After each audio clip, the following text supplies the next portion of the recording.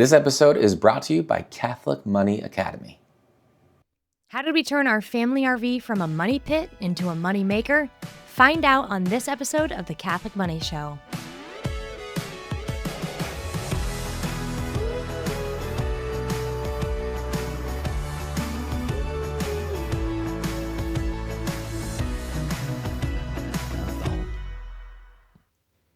Welcome back to this episode of the Catholic Money Show, and we are bringing up one of our favorite topics, RVs, recreational vehicles. We're going camping. A favorite conversation of ours. If you've been listening since maybe the summer of 2020, 2019, we've been talking about, thinking about, dreaming about RVs. And been doing some RVing. We've been doing it.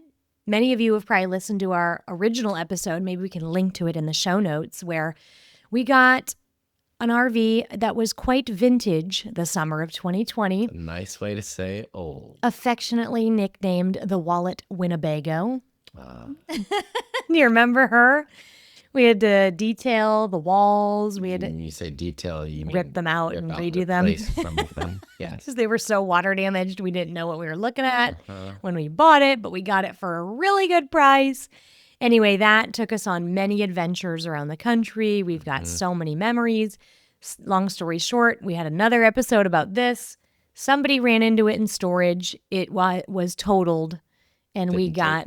It didn't take much, but we got a check to compensate us for it being totaled. Mm-hmm. And the check was more than the whole thing cost us and then all of our travels in it. So that tells you how much we originally paid for it. Mm-hmm. And we knew after that we wanted to get another RV. And then it brings us to, I think we did a third episode about another RV is in our future. And we didn't quite know what type, what kind, what form it would take. Would this be just a family RV? Would this be a rental RV? Those questions were still out there. And in that episode, we teased out the various paths that we might end up taking into RV ownership. Mm-hmm. And in this episode we made a choice of the Catholic RV Show, we are going... New podcast! We're going to talk about some of those decisions that we made, what it looks like in running this RV as a rental. So we did. We made that choice. Mm-hmm. And I'll say this, before we go any farther, kudos to Jonathan. I don't even know what kudos means. Props to you. Thank you. For what? We knew we wanted to move on getting another RV. I am classically known for hemming, hawing, changing my mind, self-sabotage. I'll talk myself into it 100 times. Amanda and then likes I'll to talk make myself a decision, out of it. And then the very next day, undo it. Rethink the decision again. In light of new information. And then again. And then we repeat that process a few dozen times. Now we've gotten smarter 14 years into marriage. And now we know this about us, me. So the way we compensate now is we both... I only had to ask you to marry me once, though. Sounds good. That was pretty good. Okay, I was fairly certain there. Reconsidering ever since. Hysterical. We now know, though, that once we've kind of talked it out to a certain degree, we once the horse has died and we beat it once or twice, then Amanda backs out. Amanda needs to take a seat. And that Jonathan is going to go find that last 10% of discernment, taking in light everything we've talked about. You're going to pray about it, discern, consider, and then you just have to do. And I'm fully supportive of that. Otherwise, I will just sabotage us till the hogs come home and we won't move forward. So this has now worked well. You got us into the RV. Yes, and I was the one. I don't even remember how. Well, I found the RV. Ohio to get the RV and drive it back.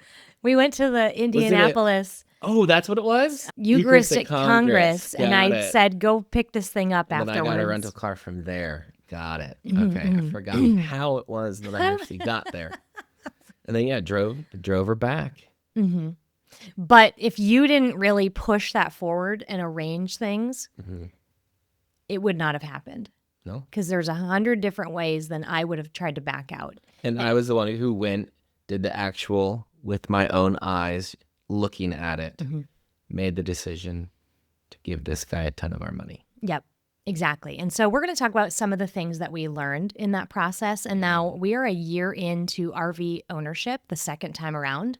Yeah. And we are about 6 months into RV rental ownership, kind of that RV rental business. We're going to share some of the lessons there. Now, before we get into some of the things we want to teach y'all about and bring you behind the curtain on, this is not going to be a deep dive, detailed, in the weeds, in the numbers type of episode. We did that inside of our Catholic Money Academy. We have ongoing financial formation in addition to our foundational Catholic Money class. And we do side hustle spotlights as one of those. So we alternate months. Sometimes we do a money saving minute where we're talking about saving money on everyday things. But we also do side hustle spotlights where we highlight a different side hustle that ourselves or somebody else inside of our community has utilized to actually earn money and move closer to their financial goals. We did a side hustle spotlight on an RV rental business. So if you are sitting there thinking, I need to know the numbers. I need to know the ins and outs of how to discern this as a business. I need to know all of the things I need to get in order to even go about buying an RV, listing an RV, researching the platforms, figuring out what type of insurance to own, etc. All of that stuff is inside the academy, and that would be a dry podcast. So we're gonna more highlight the top level things that we've learned, lessons learned. But if this is something that is enticing to you, and you're sitting there thinking, wow, this kind of a business sounds like a perfect side hustle for us, it's waiting for you inside of our Catholic Money Academy. Over at CatholicMoneyAcademy.com, you can get enrolled with whichever membership option works best for you. But if that is the type of detail you want, it's waiting for you. All right, so let's get into it, John. Yes. Some of the lessons learned. Sure. One, I think, was this was an interesting opportunity to take something that we owned. It's an asset, maybe. Depending on how you look at it, maybe a liability. It's going to go down in value. But taking that and creating income with it. So, right, a lot of times, we're certainly here with Wallet Win, we're creating some income, but it's a little bit more like, and at least what I've been used to as a job, as work, making some things, putting stuff out there, where this is a rental. I mean, we haven't really done that before. Well, So this was kind of interesting. Well, I guess not completely new. We've done Airbnb. Airbnb, sure. But this was, I think, especially because we've done Airbnb, but it's with our house when we were away. This was purposefully purchased so that we could rent it. Yeah. That was part of the plan when we made the purchase. So it's that was a new thing for us, this taking ownership of a thing and With part the plan of using that, part of being a good steward of that resource, the RV. Part of the plan was, yes, that is one of the things that we are going to go out in the marketplace with and produce income. And honestly, a lot of people are waking up to that on RV Share and Outdoorsy. I mean, a lot of people only camp a few weeks out of the summer or the shoulder season. So essentially, they have this idle resource just sitting there. They're paying rent on it for storage, and then it's not being utilized. So it's a really easy sell to help people flip the switch here and think, I can have this RV, own it, and enjoy it when our family wants to. But then I can also go along with other people in making their own family memories, etc. And it can help pay for and offset some of these expenses that I'm incurring just by owning it. Yeah, we put our RV in storage. We parked between two other RVs, and they are almost always there. One was gone for like a week, maybe, this summer. Yeah. And the other one, again, maybe gone for a week or two. Yeah. And that's it. And let alone, even if they paid for it, maybe there's payments on it, but even if they just paid so much for these campers, and they're just sitting there, not being used at all, not being enjoyed. And so in a way, it's just making every trip they take kind of expensive per trip. Right. Instead of bringing that overall cost down because it's making the money. Yeah. So it really turned out to be a great. So when we made the purchase, we knew we purchased it in the summer of 24, right? Mm-hmm. And we knew that for the first 6 months, our family was going to be the only ones using it, right? Yes. Mm-hmm. Because we went and lived in our RV. Maybe some of you have listened to that episode. That was a fun one where we talked about living in an RV for 2 months with our entire family. Anyway, we did that. And then we were going into the winter, and we just knew that we didn't really want to launch the RV rental side of things during the winter, and especially because we were working through just your dad passing away, reestablishing your mom's life from the East Coast into the Midwest. There was just a variety of reasons that this was not going to be launched until April. Probably not the hottest market Yeah. to go camping in Nebraska. Although we're getting winter requests already, and I'm shocked, but I think it's because we have a fantastic model that's really unique and different than other things that are in our area. Part of what we go to in that side hustle spotlight is how we knew the right model to get. And I think that goes on our next point too. Yeah. Okay. Yeah, it does. Prudent risk taking. Yes. We've learned prudent risk taking. There is definitely a part of me that never wants to take any risk ever. I am a risk averse person. And I think women tend to be a little bit more risk averse in general than men. But if we went into this, I needed to know that the numbers looked good. I needed to know what the data in my local area was looking like. And there are tools and resources that you can pay for to get an idea of that in your local area. So we needed to look at this RV and not just think emotionally on it about the trips we wanted to take in it. That's really the fun part. Yes. That's the blast. But and one of the ways that we did end up purchasing this, I think, because way back when we did the podcast episode, maybe 18 months ago, we talked about the various ways we could end up going about purchasing this and how we might do it. Are we just going to sink all the cash in and then try to earn that back? What makes most sense for us at this time? What makes most sense in the economy, etc.? We ended up using a HELOC to purchase this. So we had that. We'd factored in, okay, we're going to be paying the HELOC back, and this is the rate at which we want to do that at. Is this going to be bringing in more than that? And then how much wear and tear are we anticipating that's going to happen to the rig? The maintenance costs, the insurance, the taxes, the ownership, all of that number, and then the projected income and revenue that I think we're going to get from this. What does that look like? Is this just going to be a wash on a given year? So essentially, it's almost like a net neutral, and our family just has this amazing thing that we get to go have fun in, but other people pay for it? Or is this going to be something that we end up earning money on, but then we pay very minimally to have it during a year, maybe $1,000 or $2,000, but we still have it and get to use it? Still a good case scenario. Or is this going to be a scenario where we have it, we use it, and it not only pays for its ownership, it also pays for all of the trips we end up taking in it too.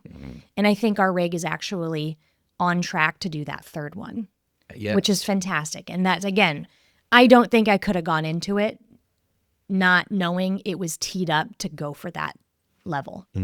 Yeah, and that the reason why I had to go to Ohio and drive this thing back was because we were looking for a particular model, floor plan, whatever you call it in an RV, with bunks, with the bedroom, all that stuff. We were looking for a particular type of RV so that it would appeal to families, to people looking to take trips. We knew what would make up a good rental in our area based on what people would be looking for versus what's already available. We knew something just like this one would go great.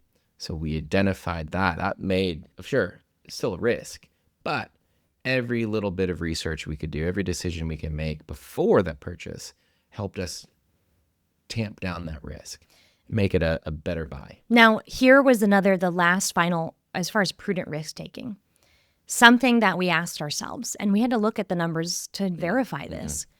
Let's just assume all of a sudden, rut-row, the entire Omaha RV rental market gets saturated by next spring.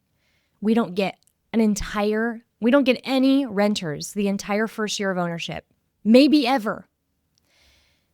Can the Texeras actually justify paying back to the HELOC what we want to pay back to the HELOC every month without compromising any of our other financial goals? Because I do not want to be in a situation where I'm desperate for a renter and maybe compromise and take somebody just because I need to make a payment. That is 100% not the way we do things. And so we had to make sure that our budget looked good. We cleared enough in our budget so that this was not a stressful amount for our family in case there were never any renters. And we cleared that that threshold. And a lot of people will come to us asking about rental properties too. And that's one of the things that I tell them is if you can't absorb this on your own, if there are no renters, you have no business getting into this. You've got to have the margin to be able to absorb it when times hit, when there's no income coming in. And that should not jeopardize other financial goals that you have going on in your life. So we had that kind of as we had to clear that. We cleared that mark. We jumped in. Obviously, it was not the case. We've been so busy. We can't ever use this thing. That's true. But that takes us into the next one. Yes. So the times we could have used it and actually Yeah. planned on using it, we let some friends use it. other people use it. Yes. Which is kind of the backbone of this thing is we own this RV. It is our private property. But there is good in letting other folks enjoy and use this RV. Now, of course, we run it as a business and people pay money for that enjoyment. Those are strangers. But this is based in, and we are approaching it from the idea of the common good, the idea of the universal destination of goods, that yes, it is our thing, but other people may make use of it. And right, that RV does no good to anyone, us or anyone else in this area, if it's just sitting in storage. Just maybe it's doing some good for a mouse. Sneaking up in there. And making a We've nest. had mice. All right. But other than that, it's not helping anybody. But if it's going out, right? A family just took it this last weekend to go up a couple states away to see their son play football in college.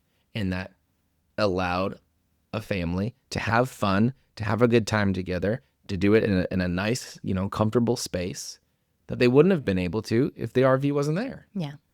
And so these good things are happening. The running, I don't want you to make it think like we're thinking all too high and mighty of ourselves, but in a way, this little area of Omaha is better off because we have the RV and are renting it out. Yeah. It's kind of cool. Now, I guess what I wanted to highlight here is that's an amazing point just on it is here and able to be utilized by others. And they get to make those memories. And we've had so many guests just message us after their rentals. And these are people that paid us 100%. They were strangers. We didn't know them. Mm-hmm. And they've just let us know that this was like the best week of their life or the best trip they ever took, or they had so much quality time. It was like a core memory. I love that. But I'm specifically also then talking about, so that's kind of a two-pronged thing here in the common good. There's been times that we have let friends take our RV out for almost nothing. Minimal. They've been very generous with us, and they're like, okay, guys, we know you could have rented this, or we know your family could have taken the trip. So please let us give you something. So we let them give us something, but it's not even close to what would have if somebody else rented it at that time. And that's totally fine because we value our friends, the people that we love and care about, the ministries that are important to us. It's important for us to be able to, sometimes they don't always need you to give them a financial gift, a church or a parish or whatever, a ministry group. But if you can give them your RV, that's a gift. That's making a gift. And so we've been able to do that too. And I've loved that. Mm-hmm. Just letting real friends use it, real ministries we care about, have a good time in it, go about creating some memories. So it's another way to support the common good is that, yeah, not everything needs to be about some profit margin. Not every single time it goes out does it need to be some money-making machine. And look, we've been doing this where we have let reservations go to prioritize friends being able to take it out, or not going out ourselves to let ministries we care take it out. And God's still taking care of us. It's still bringing us what it needs to. And our family will still get a trip maybe by the time it breaks down. It's 20 years old. No. When I saw how full the calendar was this summer, I rage booked a trip to Yellowstone and the Grand Tetons next summer for 3 weeks. Okay, so we're gonna be fine. We've got a trip out there. It'll make it. We'll get to make some memories. We might be able to do a trip in November here, and sometimes that's even the best camping anyway. Is that those warm fall days? Okay. So we've done this. We've learned a few things, and we had to learn a few things as we were doing this. So I think, Amanda, you mentioned some of it, figuring out the type of insurance that we needed to have for a vehicle that's being rented. This is a very different type of business than Wallet Win. Oh, yes. Not even close. Yes, we had to figure all this out and how to price the thing. Looking at, again, what else is available in the local market, how we stack up against the competition, maybe what we might we want to attract, what we might be able to do to stand out from the competition, how we, our customer service with things, setting things up so they go really well, what to do maybe if things don't go so well, being prepared for that. And then figuring out just, okay, yeah, this is a thing. This is a kind of like an apartment bolted onto a truck. It's going to break. It's going to go, it has an earthquake every time it moves somewhere. So, yeah, it's going to get a little weird in there. It's going to get little things are going bumps to and bust. Bruises. How are we going to take care of that? What types of things do I take care of and learn how to take care of? And which are we going to find people who know much more than I do about this? And this is something that, when we went into this, we were kind of assuming, okay, Jonathan's going to be the ultimate handyman. You're just going to learn on the fly. You're going to fix everything. We're kind of, maybe. We like DIY, but then we've realized just through owning it, we're really busy. We have a very full life as a homeschooling, business owning family of 6, and also, being caregivers of other family members. So John doesn't have time to do maintenance. And so thank God we actually have some friends. I'm so thankful for them. They're actually RV influencers, and they live in our local area. I can't believe we get to be friends with RV influencers. I love it.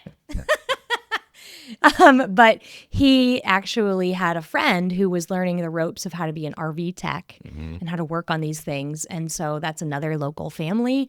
And so if you don't have the time and we've got a connection to a guy just trying to start out his business in this, absolutely, we'll pay him all day long. He can come take care of things for us. But that did mean that those maintenance costs are going to go up because we are going to not be covering it ourselves. But we just had to make that decision because you just don't have the time to learn right now. And it's interesting, especially as we've gone through some of these other things that we've talked about here, thinking about it not as simply an increased cost or decreased profit or whatever, but an opportunity, again, that this RV being under our care in this little area of the world is making things better for people because, right, all the trips, all that I talked about, but it's also a source, minimal because creating things aren't work breaking for all somebody the time, else, but a source of income for another family.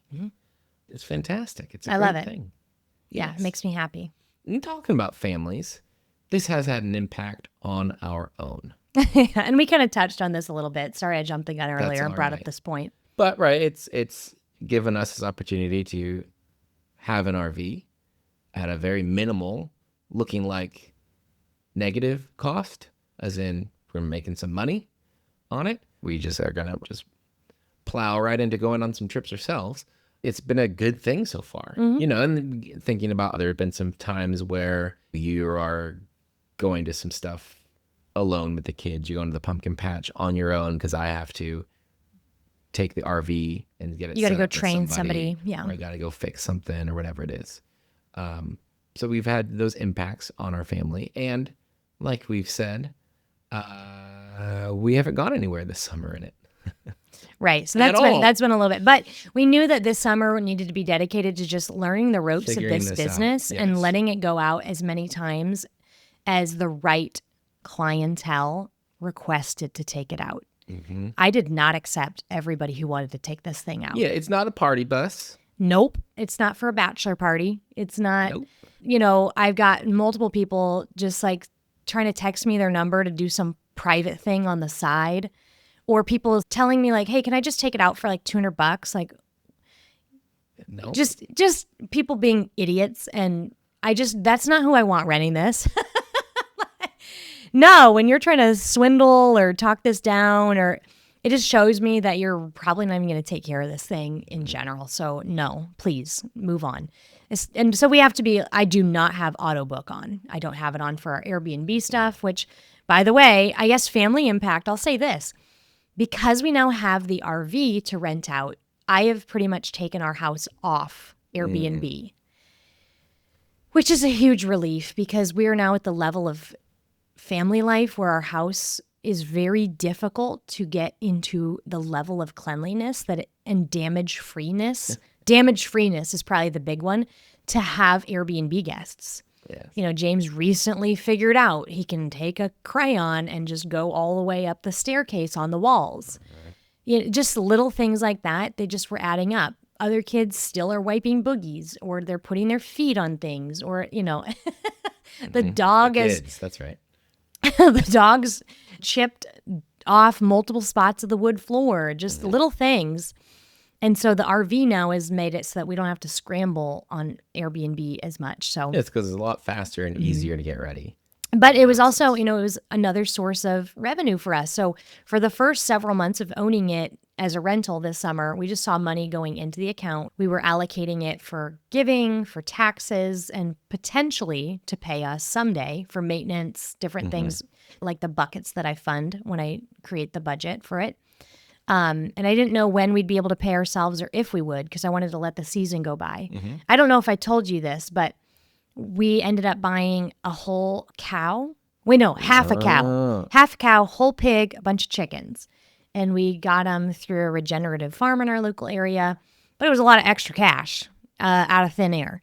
I actually transferred it from the RV bank account just to cover that so we didn't have to scramble. Well, thanks, RV. Yeah, so it's blessed our family, and it's, paying for itself. So it's a good thing. And there's a temptation to think, oh man, we should have taken the leap on this earlier.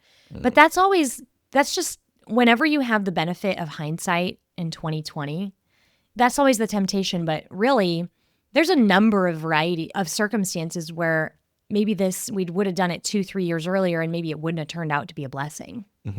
One or two things were different in our family circumstances, and maybe this wouldn't have gone that way. The right RV at the right time is the right step. That's right. And there you go. That's right. There you go. That's right. So if you want more of the in-depth look at how this thing is working, you can join Catholic Money Academy at catholicmoneyacademy.com.